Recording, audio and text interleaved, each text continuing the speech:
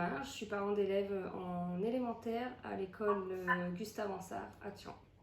D'accord. Laurent Jimmy, je suis papa d'une fille qui est en élémentaire en CP à Thian.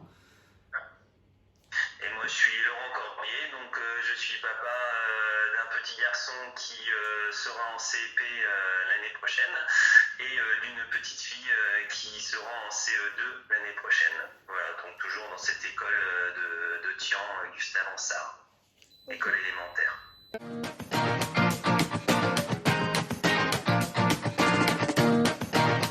Alors nous avons lancé la pétition le 19 juin parce que pour nous il était urgent d'agir, c'est-à-dire ici de réclamer l'ouverture d'une classe parce que nous craignons la rentrée scolaire avec des effectifs, on va plutôt parler de sureffectifs dans les classes, sachant qu'actuellement justement on demande à ce qu'il n'y ait pas trop d'enfants dans les classes. Et, là c'est une vraie problématique chez nous.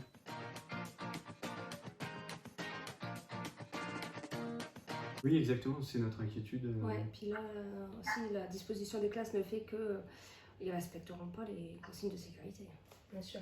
Alors, la particularité de notre école, c'est que les classes ne sont pas rectangulaires. Elles ont des formes assez particulières. Ouais. Il y a aussi des poteaux de cette taille qui traversent les salles, ce qui empêche de mettre des enfants derrière. Et là, les effectifs prévus en CE2, CM1, CM2 sont de 33 enfants par classe. Ça ne permet pas, par exemple, à l'enseignant d'innover, de faire de la remédiation, de la différenciation pédagogique. Clairement, ce n'est pas possible. Et de toute façon, la structure ne permet pas d'avoir 33 enfants dans une classe. Engager les effectifs via l'ouverture d'une classe, ça permettrait le bien-être de nos enfants, mais aussi des enseignants. Voilà, carrément. Il faut revenir sur ce qui provoque ce phénomène de 33 élèves par classe. C'est l'augmentation de la population, donc forcément il y a plus d'enfants actuellement dans l'école, mais aussi en avril 2019, le président, M. Macron, avait annoncé qu'en CP et en CE1, il n'y aurait plus que 24 enfants par classe.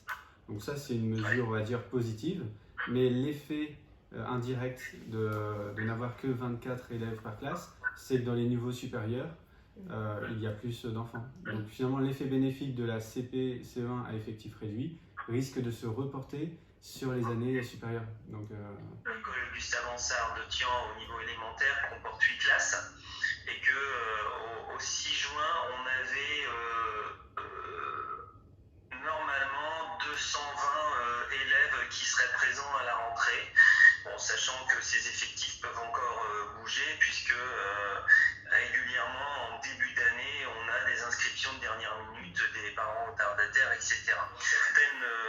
Dans certaines zones de France, donc je vous donne les chiffres que j'ai pu trouver collectés sur internet, donc de sources syndicales. Par exemple en octobre 2019 on avait pour Paris des ouvertures de classe à partir de 224 élèves. Alors vous allez dire, ah bah oui, il vous manque 4 élèves. Oui, mais par exemple, on avait dans le 91 une ouverture de classe à partir de 221, pardon. Et puis dans le Rhône, là on était à 217. Donc voilà, donc du coup, suivant les secteurs, on ouvre ou on n'ouvre pas.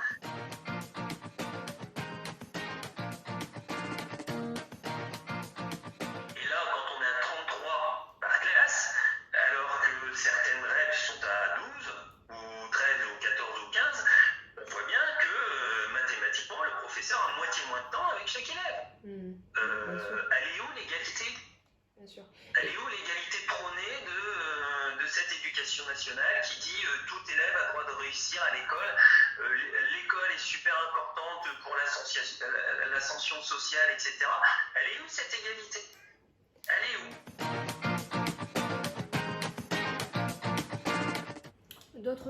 Par d'autres parents, oui. Oui. Après, au niveau de la municipalité, les élus ont soutenu verbalement cette pétition. L'initiative est venue des parents d'élèves.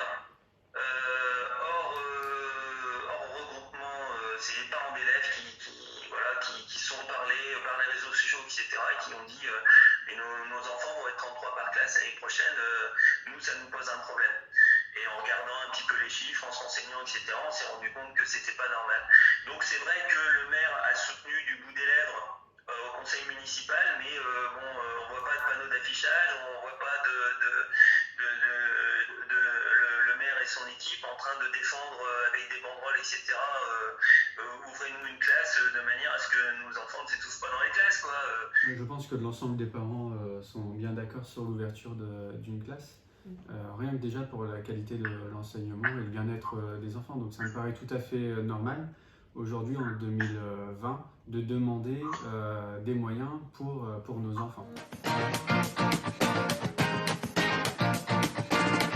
Sachant qu'une classe est disponible à l'étage Oui, à côté de Il y a des locaux qui sont adaptés pour recevoir une classe Oui, oui. supplémentaire. D'accord. Mais ce serait dommage d'attendre la rentrée scolaire